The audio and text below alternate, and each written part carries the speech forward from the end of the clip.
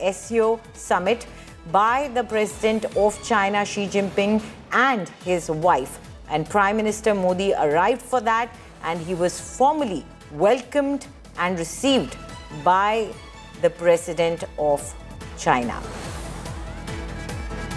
This meeting is extremely important. Two major Asian nations, two heavyweights of the continent of Asia that currently face external pressures and external challenges, coming together, holding each other's hand and bringing in a new era of a restart of a relationship that has been on a hold for a while now, trying to rebuild a mutual trust, a mutual relationship that would benefit both of them. But challenges there where we have to see how India ensures that its security is not compromised in any way as it extends a hand of friendship towards China. In recent times, we had seen that China had not walked the talk that it did when Prime Minister Modi and Xi Jinping met earlier, in earlier occasions when India was welcoming China into its fold. It was extending a hand of friendship, but now it seems there is a restart of the relationship that we will see again. स्वागत के लिए मैं आपका हृदय से आभार व्यक्त करता हूं। पिछले वर्ष कजान में हमारी बहुत ही सार्थक चर्चा हुई, हमारे संबंधों को एक सकारात्मक दिशा मिली, सीमा पर डिसएग्रीमेंट के बाद शांति और स्थिरता का माहौल बना हुआ। हमारे स्पेशल रिप्रेजेंटेटिव्स के बीच बॉर्डर मैनेजमेंट के संबंध में सहमति बनी। कैलाश मानसरोवर यात्रा फिर से शुरू की। दोनों देशों के बीच डायरेक्ट फ्लाइट भी फिर से शुरू की जा रही है। हमारे सहयोग से दोनों देशों के 2.8 बिलियन लोगों के हित जुड़े हुए हैं। इससे पूरी मानवता के कल्याण का मार्ग भी प्रशस्त होगा। परस्पर विश्वास, सम्मान और संवेदनशीलता के आधार पर हम अपने संबंधों को आगे बढ़ाने के लिए प्रतिबद्ध है। एजेंसी चीन द्वारा SCO की सफल अध्यक्षता के लिए मैं आपको बहुत बहुत बधाई देता हूं। एक बार फिर चीन यात्रा के निमंत्रण के लिए और आज की हमारी बैठक के लिए आपका हार्दिक धन्यवाद।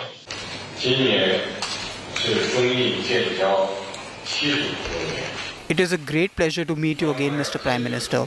I welcome you to China for the SCO summit. Last year, we had a successful meeting in Kazan. The world is going towards transformation. China and India are two of the most civilizational countries. We are the world's two most populous countries and part of the global south. It is vital to be friends, a good neighbor, and the dragon and the elephant to come together. This year marks the 75th anniversary of India-China diplomatic relations. Both nations need to handle our relationship from a strategic and long-term perspective. There you heard the two leaders talking about how to take the relationship forward. Also, the Prime Minister talking about how India and China will now be rebuilding this relationship, while the Chinese president, we heard, saying that India, that is represented by the elephant and the dragon, which is symbolic of China, need to now come together.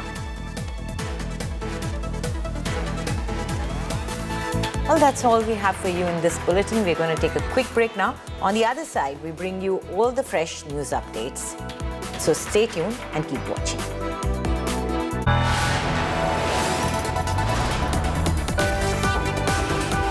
You are watching India Today.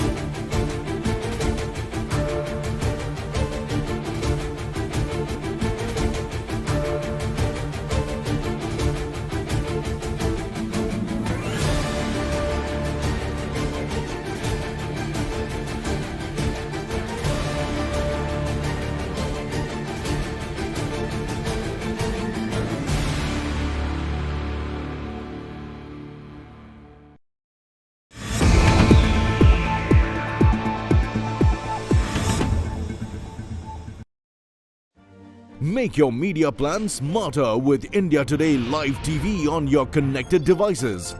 Amplify your brand with 100 million smart internet viewers. To advertise, mail us at sales@aajtak.com.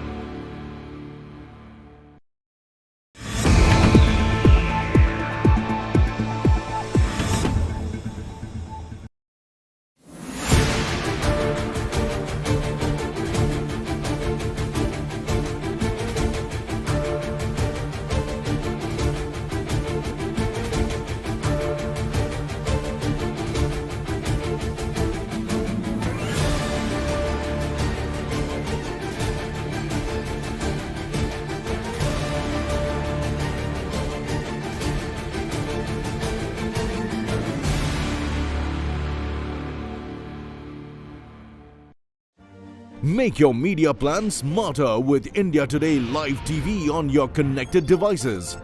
Amplify your brand with 100 million smart internet viewers. To advertise, mail us at sales@aajtak.com.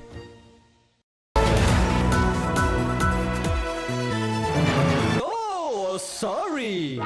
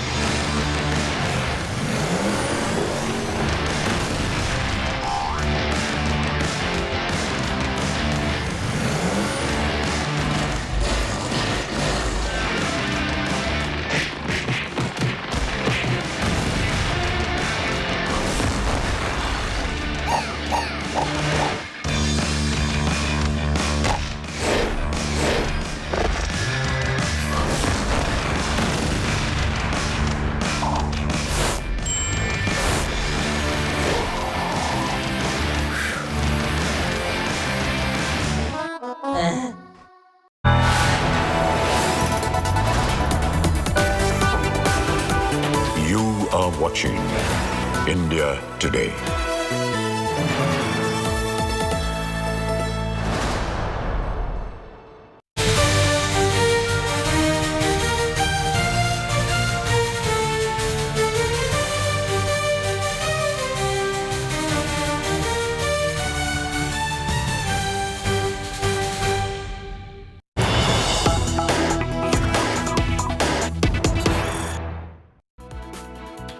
Good evening and welcome to India Today. I'm Anjali Istawal and we cut straight across to Tianjin in China where the SCO summit is underway and we bring you a breaking news from that. Well, the reception is underway.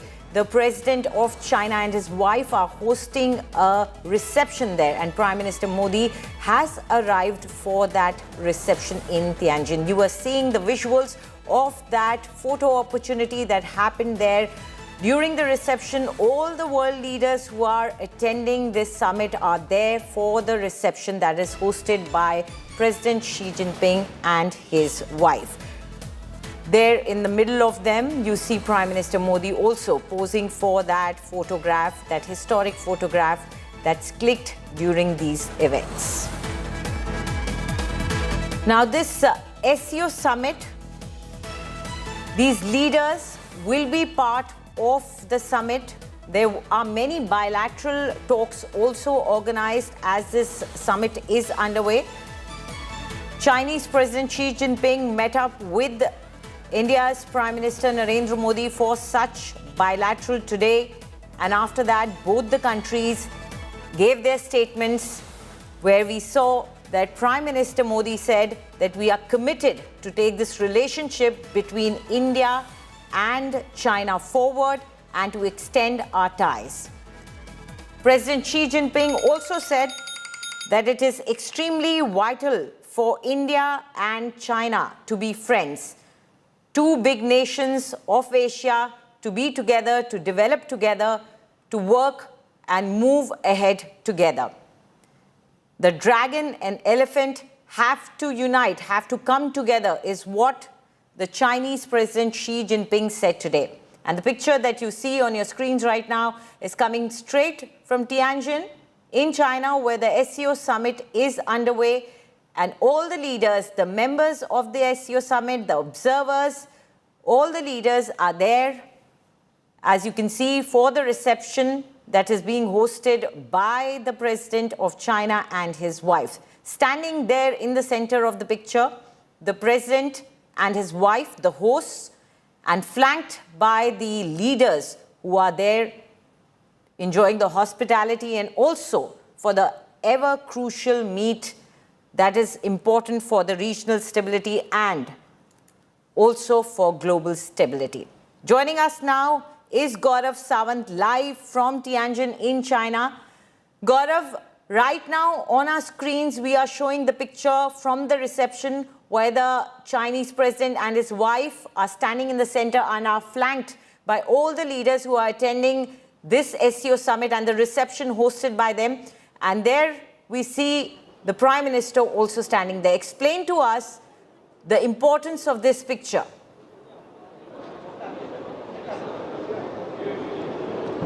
So these are 20 plus leaders, 10 members of the Shanghai Cooperation Organization. And apart from the members, you have those who've specially been invited for this, including, Prime Ministers of Nepal and the President of Maldives. You also have countries like Turkey that have been invited. UN Secretary General Antonio Guterres has been invited. And there are several others. So it's an attempt to show the power of the Shanghai Cooperation Organization. Russian President Vladimir Putin, Chinese President Xi Jinping, Indian Prime Minister Narendra Modi, very, very powerful world leaders on one stage. Erdogan of Turkey. And then in the second row, you notice, there are the leaders who've been invited. Of course, there's also UN Secretary General Antonio Guterres in these pictures, along with other leaders. What is the indication? The indication, as the Chinese side are keen to explain, that one, They want the global south or the developing countries,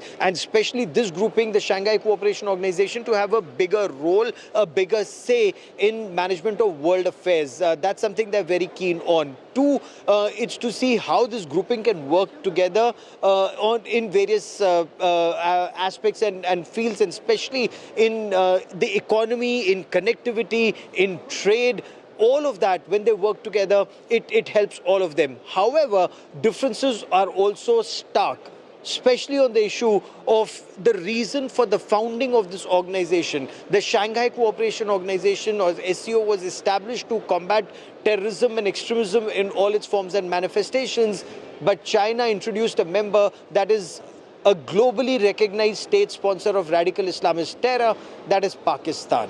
A country which has been spreading terror not just in India but also in Afghanistan, and there are apprehensions even in China that you could have these radical Islamist elements who could create trouble in East Turkestan. And you have a movement called East Turkestan Islamic Movement that China is very apprehensive about in the Xinjiang region. So there are these various issues that seem to bog this organization down, and that is why many in the West say that it's an important grouping. It's a grouping that China wants to dominate, but Russia remains a very dominant power here.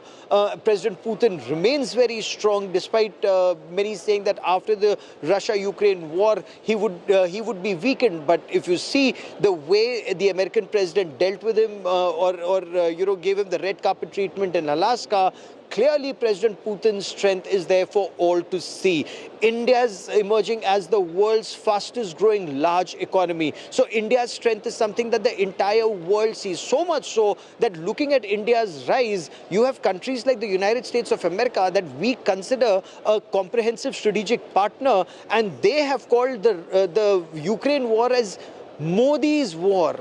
I mean, not Putin's war, not Russia's war, but they call it Modi's war. And why? Because they want India to play a significantly different role from what India is playing. It just goes on to indicate how strong India is as a world entity, no longer playing second fiddle to any nation or any grouping, standing tall. And we've seen that, standing tall vis-a-vis China versus China in Galwan, and ever since against a state sponsor of radical Islamist terror, Pakistan, during Operation Sindoor. And incidentally, Shahbaz Sharif is also seen in these images, I think 2 places away from Prime Minister Narendra Modi in this grouping. So it just goes on to show how different countries deal with India, and India stands tall, independent, making sure that our voice is heard across the world. Absolutely. And if we talk about this picture a little bit more, I'm able to zoom in and look a little better at the faces. Well, of course, these positions are not really talking too much about the dynamics, but it is interesting to see. See, Prime Minister Modi, along with him stands Lukashenko, and right after that is Turkey's President Erdogan. Now, we've seen how Turkey came in support of Pakistan during the Operation Sindoor and the skirmishes that we saw. Also, we see Putin standing right next to Xi Jinping. And what is interesting is that Prime Minister Modi had also posted on his social media account, X, that he had a phone call with Ukrainian president before this meeting. Now, in this entire global scenario, look at what has prompted America to put those penalties. What Trump says, that is what they're projecting publicly, that it is the Ukrainian war and the Russia war. And here we see a picture where we see Russia there, Prime Minister spoken to Ukraine there, and America. Right now, the one that claims to be the harbinger of peace, not there, of course, because not part of this grouping. But very important here are the visuals that we see of Prime Minister standing not very far from Turkey, and also Putin there. So do tell us how the global dynamics or the geopolitics of this entire region is depicted via this picture. That's a very interesting point that you made, that Ukrainian President Volodymyr Zelensky called up Prime Minister Narendra Modi because he knew that Prime Minister Narendra Modi will be meeting the Russian President, Russian President Vladimir Putin here, and he hopes that there will be an attempt that peace, the road to peace, can come out of Prime Minister Narendra Modi's conversations with President Putin. Clearly, it's something that did not happen when the American President Donald Trump spoke to the Russian President in Alaska. So, if you remember, when Prime Minister Narendra Modi had traveled to Moscow and then he traveled to Kiev, both times he said, if there is an effort that's required, if you want anything that India can do, India is very happy to make that effort for peace in this region. But both sides should want it. Let's see what comes out of that meeting between Prime Minister Narendra Modi and the Russian President Vladimir Putin tomorrow. Absolutely. It will be interesting to keep an eye on it, especially since the whole trade war that US is trying to project and saying it's the Modi's war, and trying to say that the penalty that they've imposed on India is actually India's doing. That's what they're trying to project. But here we know that Russia itself got a grand welcome when he went to US. China stands there tall in the middle of it all, getting a much better trade deal than what India got. So then how is it that the penalty is being imposed only on India and not the other countries? So this is quite an interesting point that we will be keeping an eye on, but also Ukraine in this milieu. But we are receiving now the pictures as well. The Nepalese Prime Minister has also come in with his wife. We are receiving the visuals of the reception and the wife of President Xi Jinping standing there next to him, taking part in welcoming all the leaders, many of them who have come there with their spouses, as Gaurav told us. Gaurav, could you tell us who are the people who are invited to this reception? This is a much more informal occasion. This will be an occasion for, the leaders to mingle. And sometimes, you never know. We see Muizzu also over there. Maldives is something that India has been focusing on recently, and we have bridged that gap that was coming between the two and the relationship. So do tell us what happens during these informal dinners and receptions, because we as common men do not have an insight to it. So you're absolutely right. President Muizzu of Maldives is also a special invitee. So there are 20 heads of state and government, some with their spouses who are here. And the effort is for them to mingle with each other, interact with each other. Russia, of course, integral to the Shanghai Cooperation Organization, but there are many analysts who say that China is trying to make deeper inroads in the Indian Ocean region. The invitation to President Muizzu of Maldives, the invitation that's gone out to Nepal, some may have frowned upon it, saying, Nepal is closer to India. At the same time, Nepal has always, there have been instances that Nepal has played the China card against India. So that's something that India has dealt with from the very beginning. Again, this is something that there's intense joking that's happening globally, and you witness it here. But that's one aspect. The second that you were saying, what happens here? After these formal pictures are taken, it's an informal environment for all the heads of state and governments to interact with each other. And that's an opportunity that they get to know each other better. Often that works to the advantage of these countries and these groupings. Then, of course, they sit down for a formal state dinner.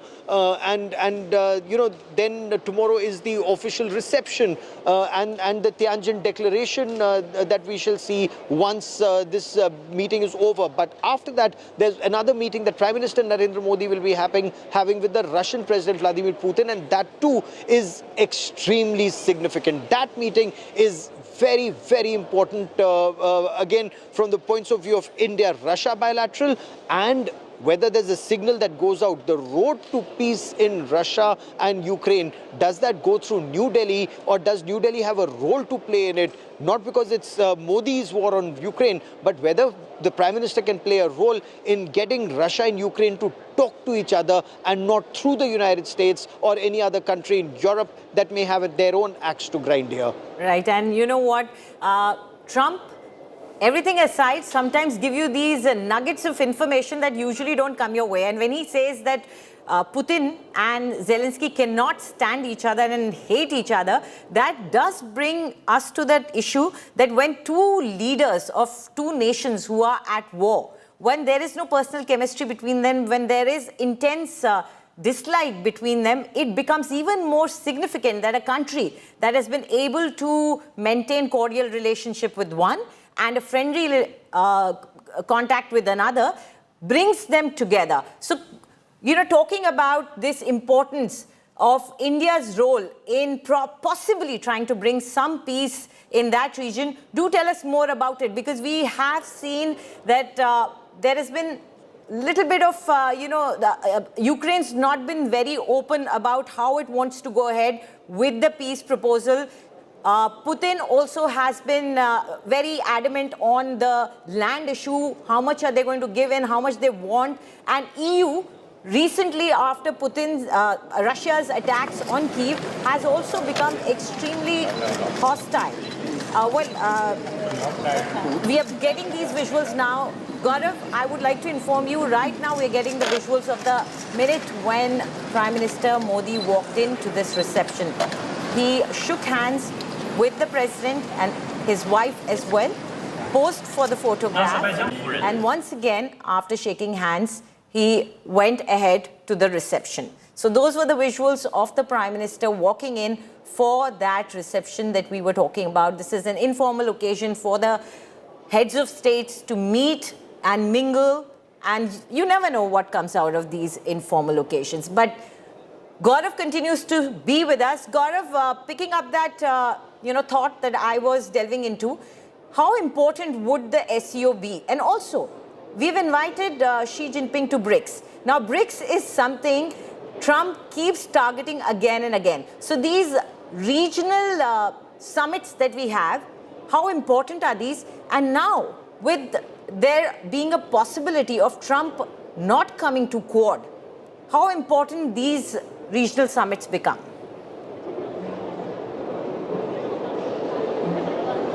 So as far as India is concerned, India takes BRICS very seriously, India takes SCO very seriously, and India takes, even the Quad very seriously, though not, none of these are military groupings. BRICS is an economic grouping.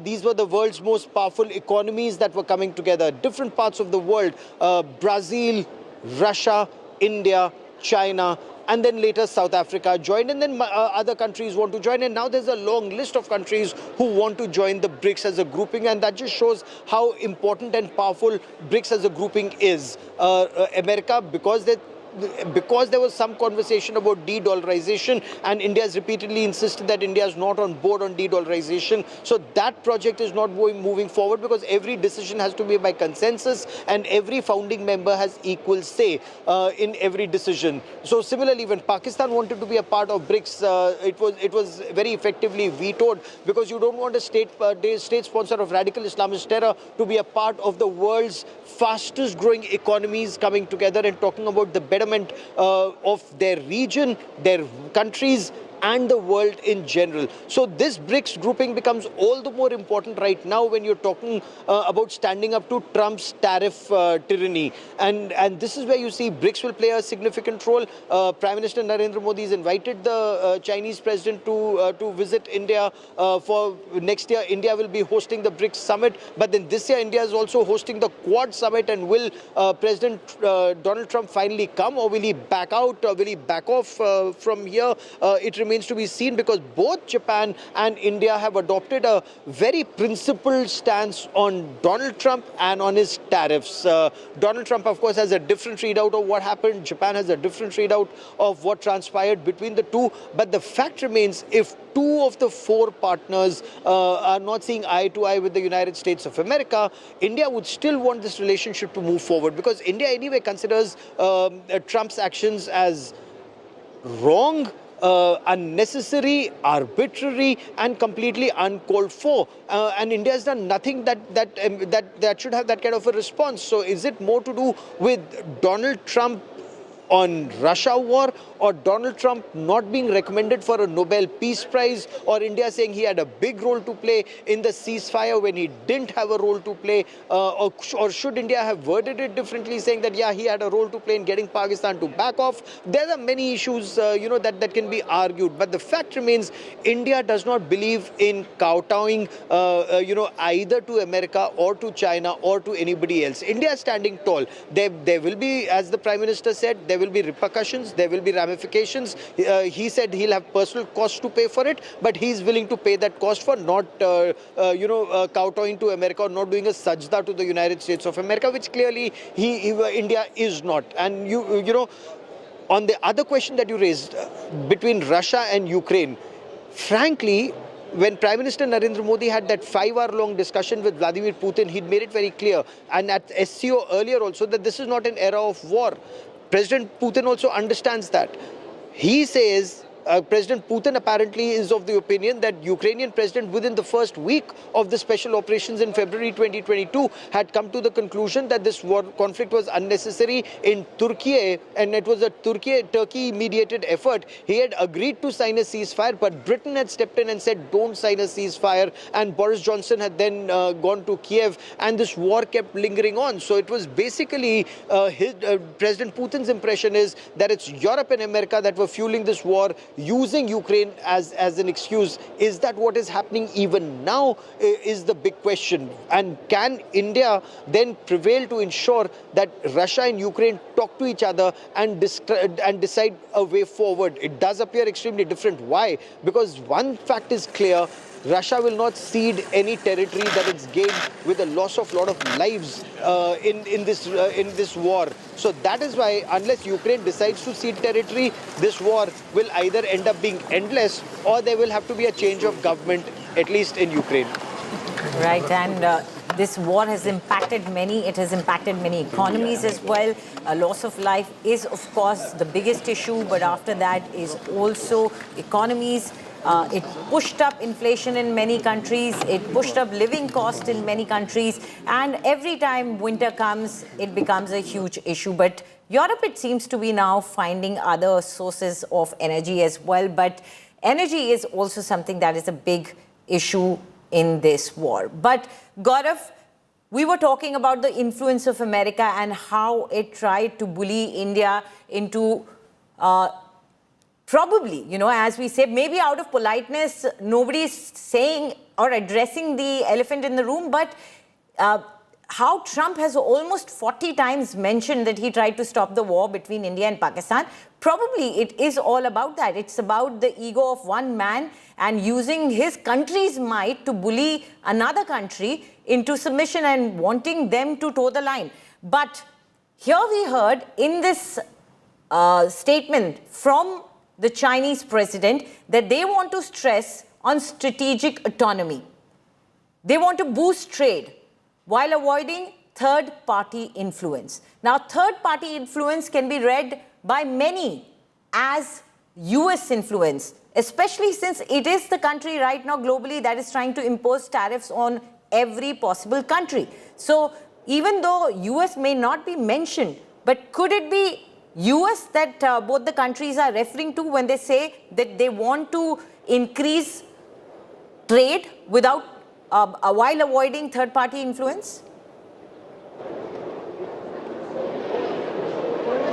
So India's aspirations, Anjali, are to become the third largest economy, and for that India needs both the United States of America and China. And India's entire effort has been to have good relations with both America and China, in fact with every country in the world, because that's the only way India will grow to be one of the largest economies in the world. The aspiration is to be larger than just the third largest economy. The third largest economy we are likely to be between 2027 and 2030, all going well. So you wouldn't want either conflict to derail you or tensions like this to derail you. And that is why India's effort was to have a quick trade deal with the United States of America. When President Trump was sworn in on the 20th of January 2025, Prime Minister Narendra Modi was amongst the first world leaders to go to Washington, D.C. in February 2025, and there was some conversation by fall they will have the trade deal, and by 2030, bilateral trade would be $500 billion. That was the effort. A lot of effort was being made to bring more investment in India. And India, if you recall, even before Trump's swearing in, had taken multiple measures, to ensure that the tariffs, which were around 17% is what experts tell us, are brought down even further. India is not the Maharaja of tariffs. I mean, that is the kind of propaganda Donald Trump does. And when he says that so-and-so country promised $500 billion investment in the United States and bringing in thousands and thousands and lakhs of jobs, none of that is actually happening on ground. These are figures that Donald Trump just cooks up, as some analysts argue. He cooks up figures which are huge in order to market himself and make that trade deal. But India, as a democracy and as a responsible democracy, cannot make these statements that we will invest hundreds of dollars in America, point 1, point 2, and cannot even say that America had a role to play in a ceasefire when it did not, is what government of India has emphatically said, and the Prime Minister said that on the floor of the House. So India still is hopeful that there could be some kind of an agreement with the United States of America when America sees sense. Till the time America sees sense, India will persevere. India, will persevere and will continue to push for a trade deal, but not at the cost of compromising our national interests. Point 1. Point 2, with China also we want better ties, but not at the cost of, there being tensions on the borders. So there has to be peace and tranquility at the borders, forward movement of the borders and forward movement in trade, because all of that will help India grow. We need fertilizers from China. We need that tunnel boring equipment. We need the magnets. We need the rare earth material in India. We need all of that for our EV sector to grow. So all of that is required. So whatever, trade deals have to be done with European Union, with the United Kingdom, it's already happened, with the West Asian countries. India is going to do all of that and is trying to do all of that to ensure Indian interests are best served. Whether it's, linking up with China here, America there, Middle East there, European Union there, with Japan it's huge, with Australia the effort is to increase it even further. So that's India's effort to just make sure Indian national interests are best served. About national interest, we did see President Xi Jinping expressing commitment to a fair, reasonable resolution of the boundary issue. Now, how should we read that, Gaurav? And no better to explain this to us than you. What does it mean for us and our eastern borders?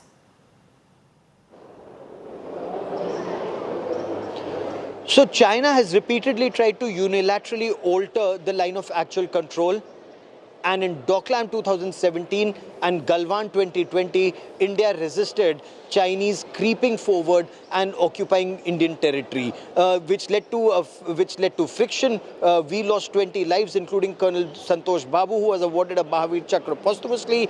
Chinese lost many lives. They've officially admitted to losing their commanding officer and 4 soldiers. Unofficially, Russian agency TASS said more than 44 Chinese soldiers were killed. But China hasn't come out with full figures and numbers. In fact, we still do not know how many Chinese soldiers were killed in the 1962 India-China war, because these are things that China also tries to keep a secret. However, the fact remains that China has also realized that India militarily is a growing power. India was able to resist the Chinese advance, and you have 50,000 troops amassed on borders. Now, fair and equitable solution means no unilateral changing of LAC.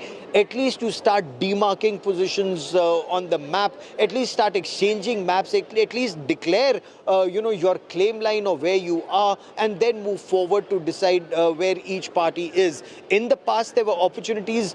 Initially, India did not grab an opportunity. Later, China did not grab an opportunity, and this situation has festered. But you don't want festering wounds on your borders on all sides. You'd rather move forward with an amicable solution, if possible, not at the cost of compromising your national interests. So right now, between Foreign Minister of China, Wang Yi, their special representative on boundary, and Ajit Dovala, India's national security advisor, they will draw up a mechanism on which they will move forward.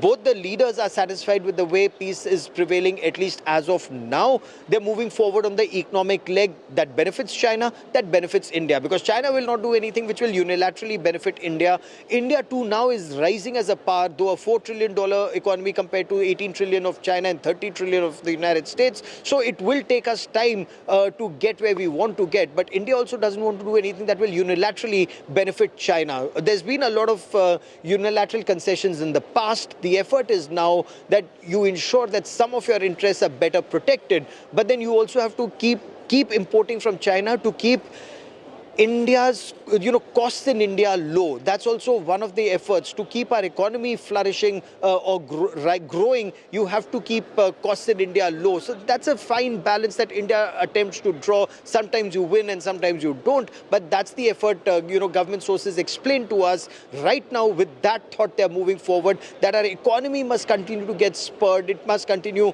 to get oil in terms of actual oil from Russia and investment from other countries to ensure that we continue to grow to be the third largest economy and then amongst the top economies of the world. Right, absolutely. And once again, Gaurav, I'll just say stay with us, because once again, we'll try to show these visuals. We are showing how different heads of states came and met with the president of China and his wife. We see there visuals of Putin coming in. We also see Prime Minister Modi walking in, greeting the president of China and his wife, standing there for the photograph, for the photo opportunity, and then moving forward into the informal banquet that's been organized for them. Joining us now is Pranay Upadhyay from India Today Global. Pranay, the visuals have come in. The family photo, as it's called, is also there. Putin there standing right next to Xi Jinping, smiling. The man in the midst of it all, it's being called the Modi's war by US. It is Putin's war. Everybody knows that, but it's being called Modi's war. We see him right now smiling there, standing with China, who is the biggest buyer of energy from Putin. But somehow, Trump has made it all about India and penalized us the most. Now, do explain to us these visuals, this SCO meet, and how it's going to impact the global politics as we know it now. This photograph is the reflection of the real politic, Anjali. You can see how world is perceiving it. Russia stands as the most sanctioned country on this planet. Around 30,000 sanctions are there on Russia. Different type of sanctions are there. Many measures have been taken by the West, but still countries are dealing with Russia. Countries are inviting the Russian President Vladimir Putin, and this is the example how China, the second largest economy on the planet, is dealing with the Russian president and Russian economy, as well as many of the countries whose head of states are there, whose head of government are there, and these are those countries like Qatar or many other countries with whom United States has very good relation. So look, everyone is talking to everyone, and that is the reality check in the multipolar world. And this is the multipolarity of the world where everyone is moving towards. President Donald Trump might want to put the global economy or to the global order in a reverse gear and want to make it a unipolar world. But this remains the reality that everyone, as Lord Palmerston, the former British Prime Minister, once said that there are no permanent friends, there are no permanent foes, there are only permanent interests, and every country pursue their foreign policy as per their own national interests. And here you could see the Chinese attempt. Look, this picture is also in coming week. If you see next 4-5 days, this is going to be a big week for China. On one side, a big diplomatic event is being organized in China. On the other hand, on 3rd of September, China will be displaying its military might on the 80th anniversary of its fight against the Japanese imperialism. And for that ceremony as well, the Russian President Vladimir Putin will also be witnessing that parade. And besides him, Pakistani Prime Minister Shehbaz Sharif and many other leaders will be staying back in Beijing, and they will be witnessing that military parade. So on one side, the diplomatic power, the diplomatic strength of China is being displayed in Tianjin and in Beijing.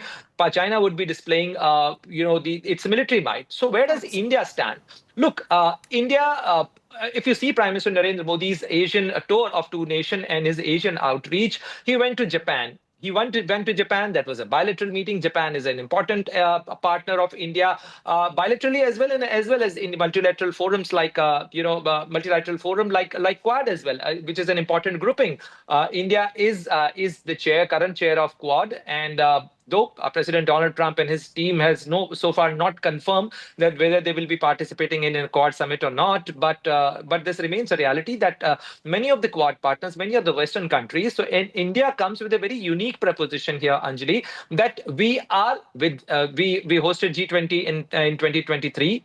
We are usually invited for the G7 summits as well. We have good relation with the Western Bloc as well.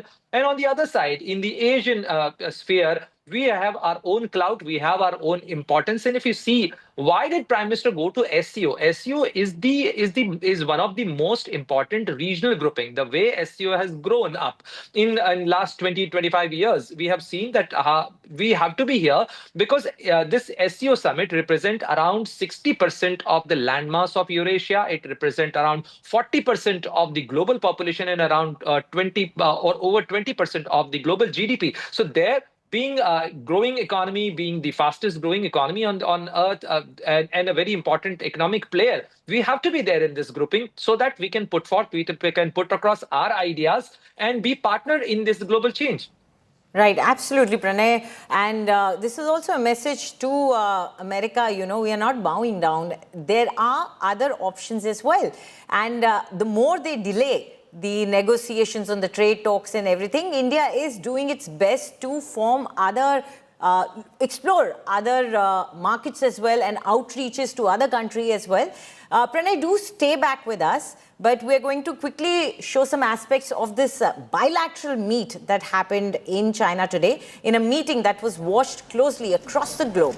Prime Minister Modi and President Xi Jinping held talks in Tianjin, signaling a possible restart in India-China ties as both sides call for trust, peace and partnership. More on this in our next report.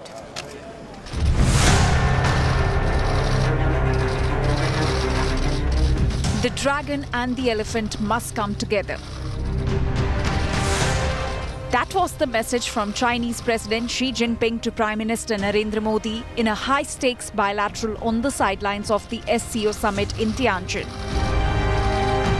Xi recalled last year's Kazan meeting as the turning point, the reset moment for China-India ties. Now, with diplomacy gaining ground, he urged both nations, two ancient civilizations, two population giants, two pillars of the global south, to rise above rivalry and embrace partnership. Xi called for strategic vision, not short-term suspicion, mutual trust, not threats.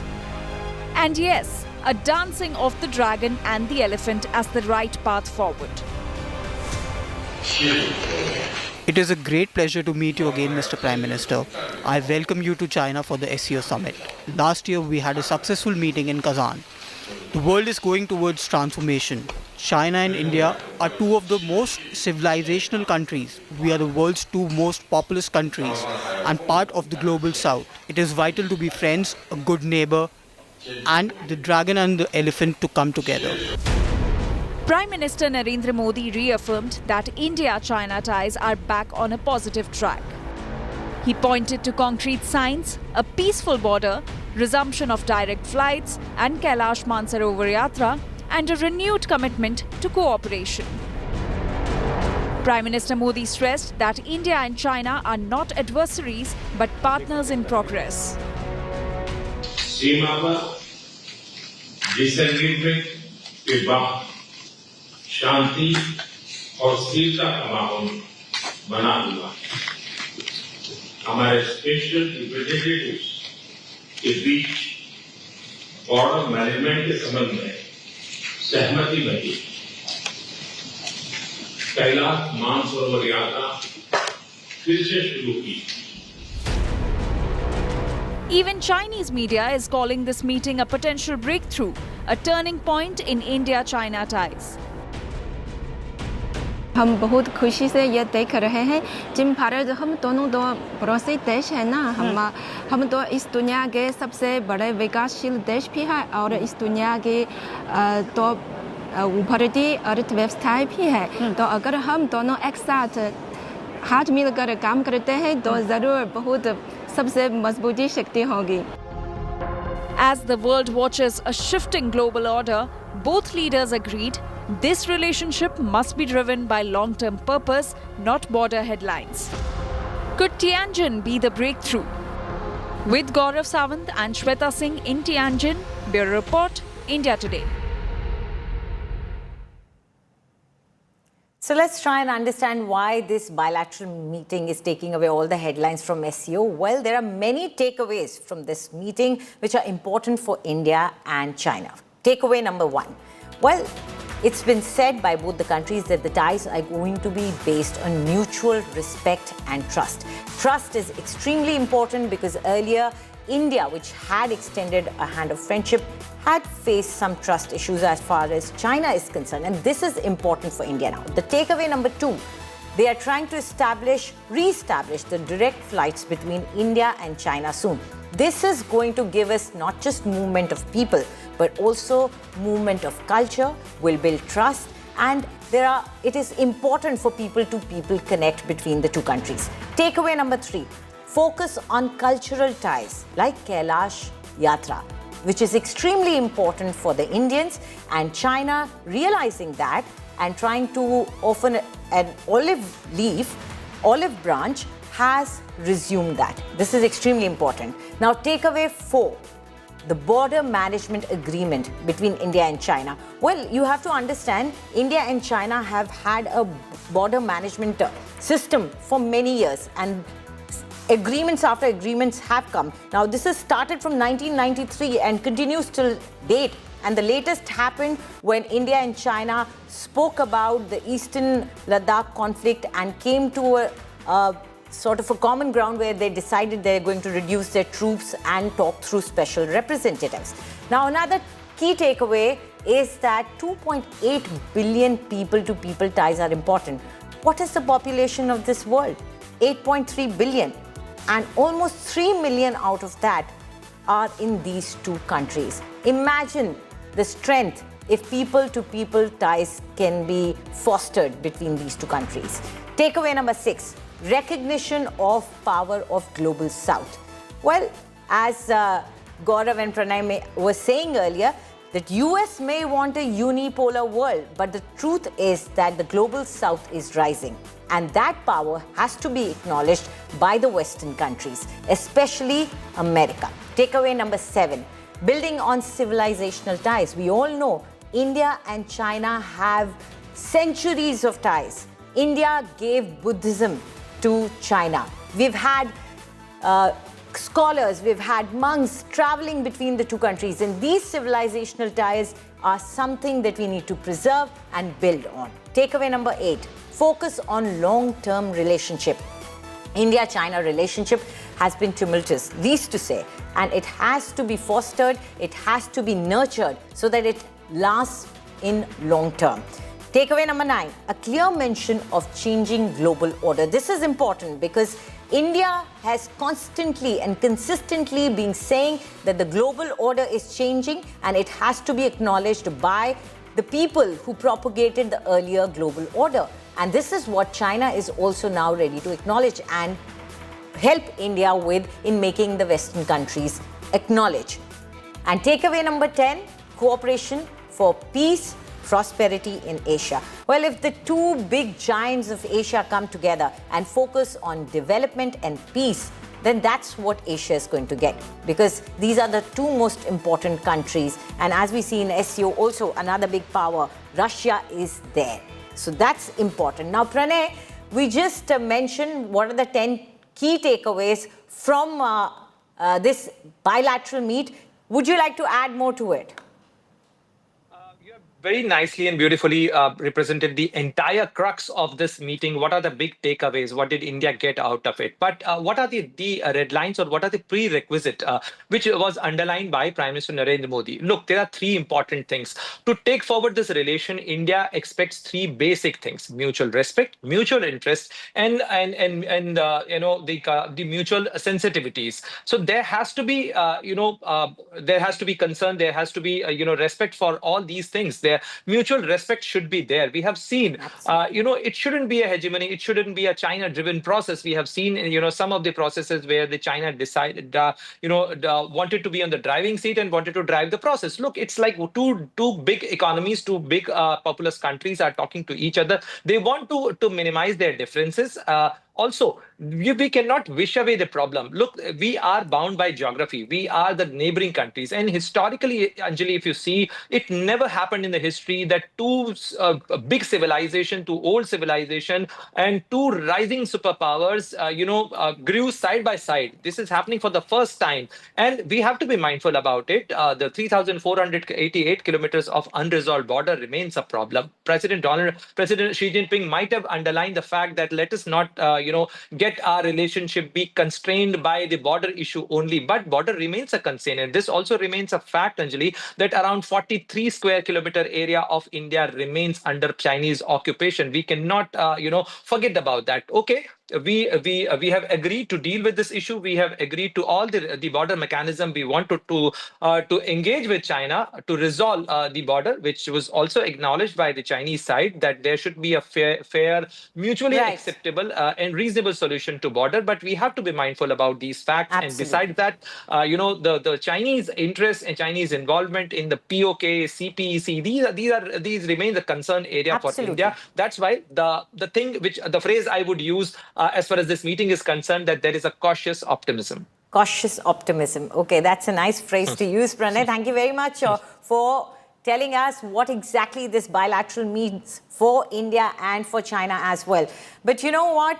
One thing interesting about China is its tech. And my colleague Gaurav Sawant, who's in Tianjin, spoke with this humanoid robot, Xiao He. And this robot is prepared to assist journalists from around the world who are at the SCO summit. Listen into this conversation. At the Shanghai Cooperation Organization, right here at the media center, the effort is to show Chinese technology. And come closer, let me show you what these robots are all about. These are packets, and this robot makes that distinction which packet has to go there. With me is Mia or Molame. Mia, hi. What can you tell us? What does this robot do? This robot is from Tianjin Personis Company's humanoid robot. Its name is Tora One, and its major function is, as you see, it can just pick the package and categorize them.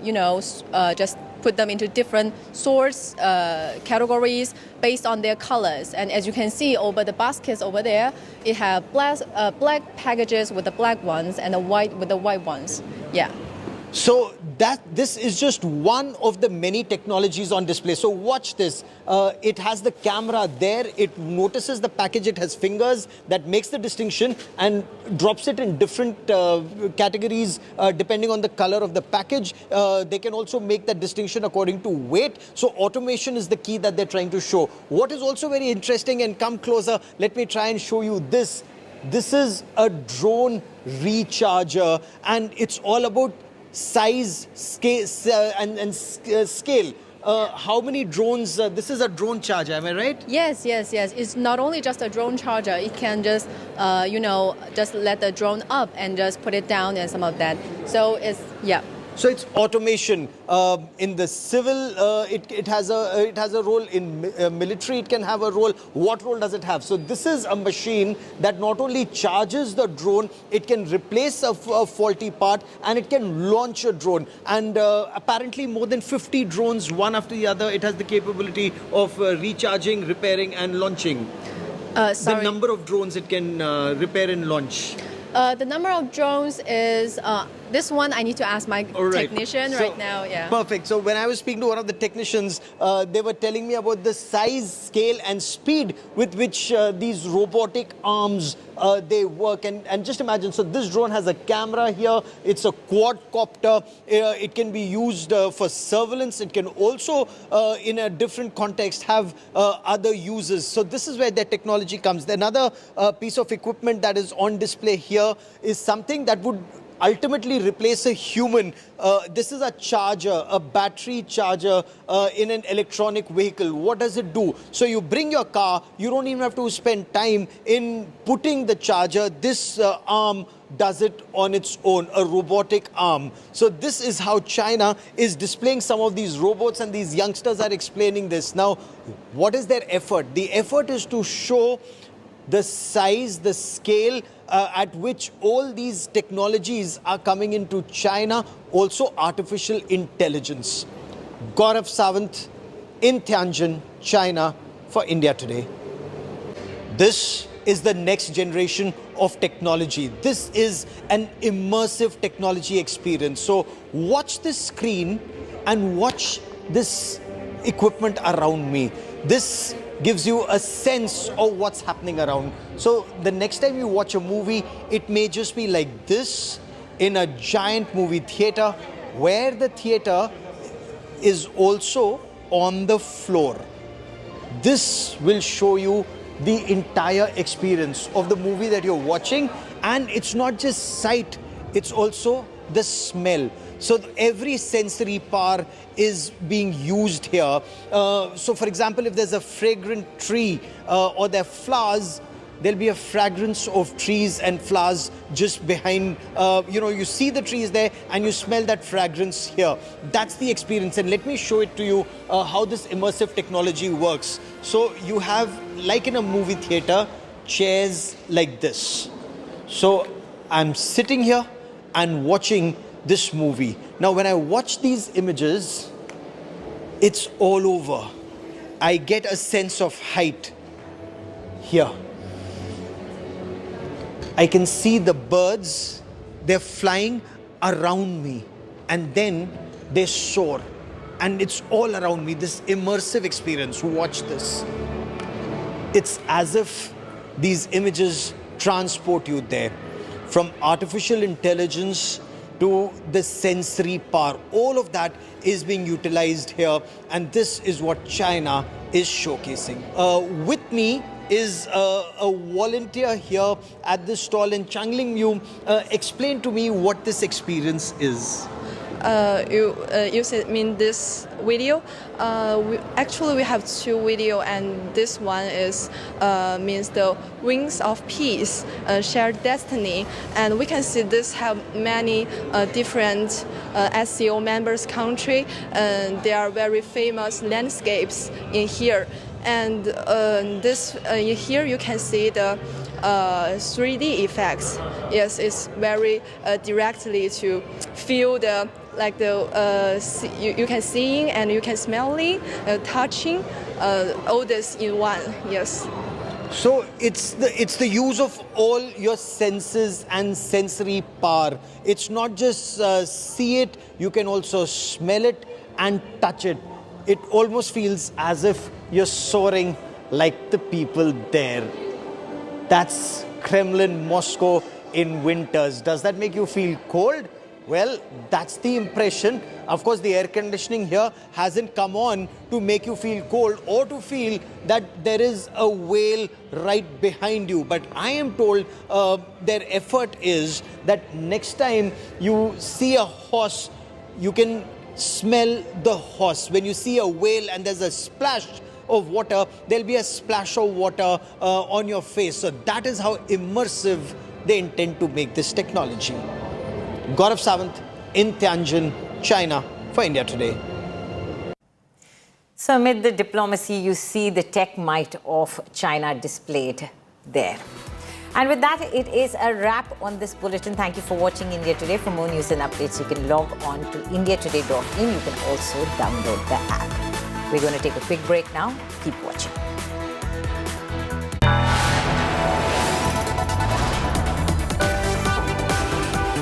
You are You're watching India Today.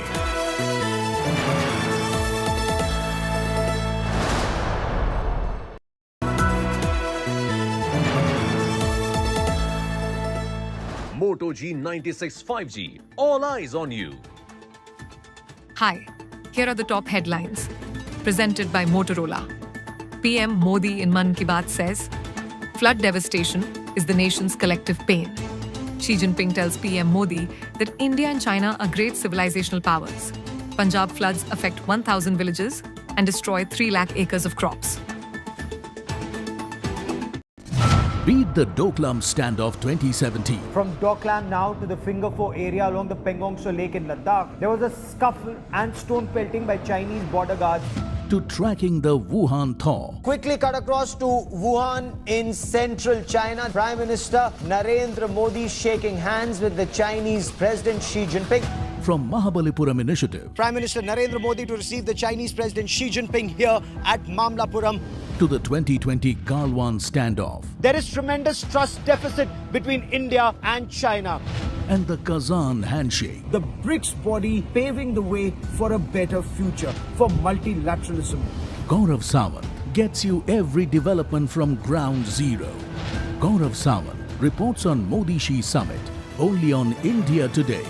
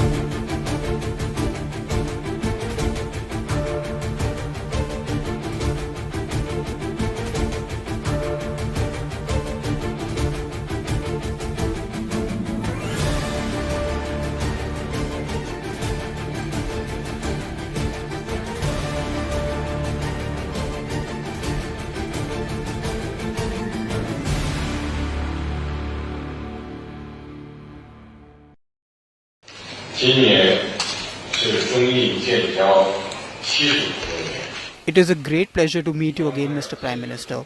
I welcome you to China for the SCO summit. Last year, we had a successful meeting in Kazan. The world is going towards transformation. China and India are two of the most civilizational countries. We are the world's two most populous countries and part of the global south. It is vital to be friends, a good neighbor, and the dragon and the elephant to come together. This year marks the 75th anniversary of India-China diplomatic relations. Both nations need to handle our relationship from a strategic and long-term perspective.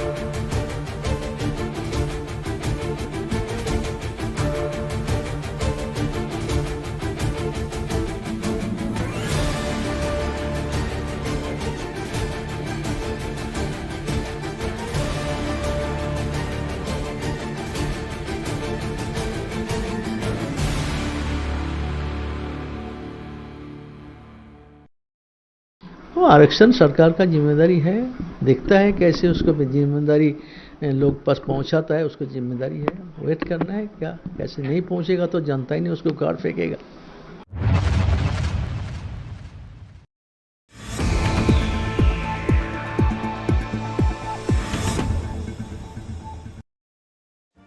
Make your media plan smarter with India Today Live TV on your connected devices. Amplify your brand with 100 million smart internet viewers. To advertise, mail us at sales@aajtak.com.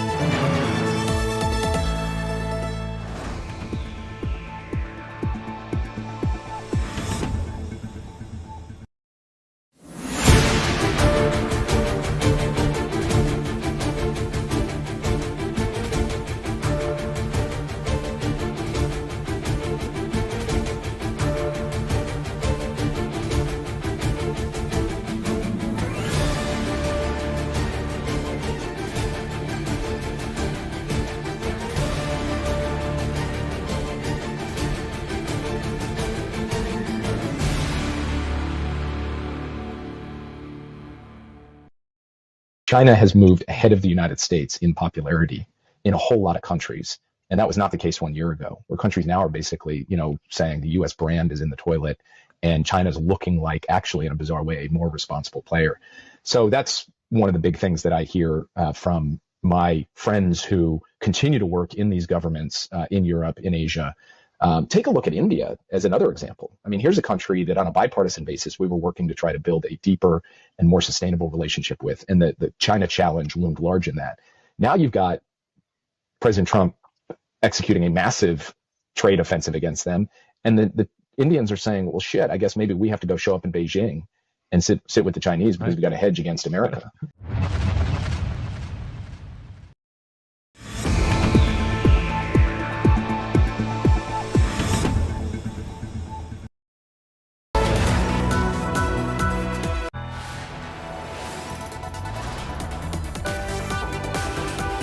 You are watching India Today.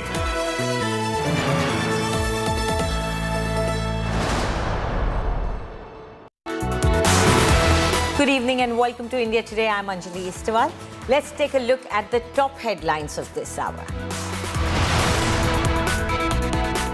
Historic Prime Minister Modi, Xi Jinping handshake and bilateral in Tianjin, China.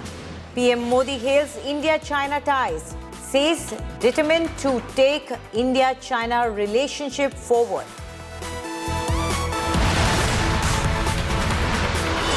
Chinese President Xi Jinping thanks Prime Minister Modi at bilateral, says vital for dragon and elephant to come together. Also says successful meet in Kazan earlier restarted India-China ties. Prime Minister Narendra Modi attends SCO summit official reception, welcomed by Chinese President Xi Jinping and his wife. The SCO family also clicked a photograph together before the reception began.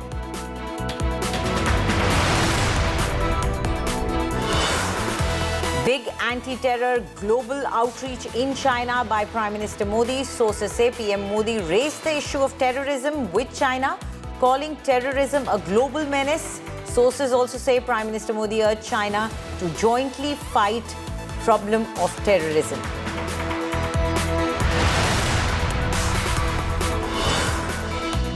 Sources reveal that White House has urged European Union to mirror US sanctions, pushing for secondary tariffs on India and China. Reports say that Trump may skip Quad in India.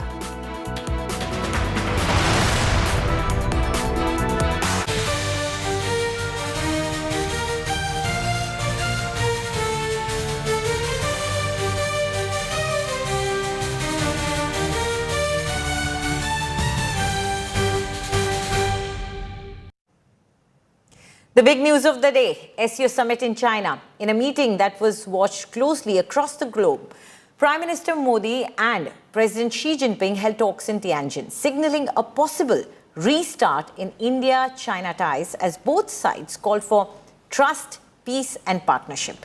The Chinese president and his wife also received the Prime Minister for the SCO summit official reception. More about this in our next report.